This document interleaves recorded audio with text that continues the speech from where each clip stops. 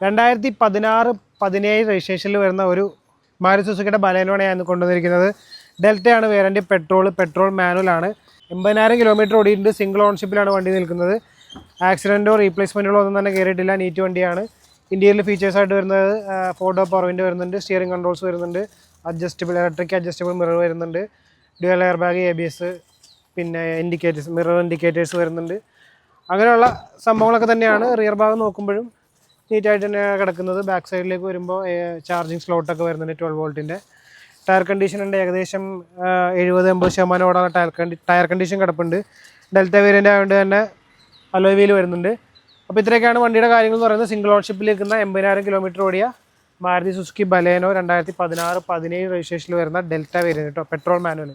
അപ്പോൾ ഇതിന് നമ്മൾ പറയുന്ന വില എന്ന് പറയുന്നത് 4,50,000 രൂപയാണ്. ഏകദേശം ഒരു 50 രൂപ താഴെ ഡൗൺ പേയ്മെൻറ്റ് അടയ്ക്കാൻ നിങ്ങളുടെ കയ്യിൽ ഉണ്ടെന്നുണ്ടെങ്കിൽ ഇത് ഫിനാൻസ് ചെയ്ത് ഇറക്കിക്കൊണ്ട് വന്നതാണ്. അപ്പോൾ ഈ വണ്ടി വേണ്ടവർ എത്രയും പെട്ടെന്ന് താഴെ കാണുന്ന നമ്പറിൽ വിളിച്ചു.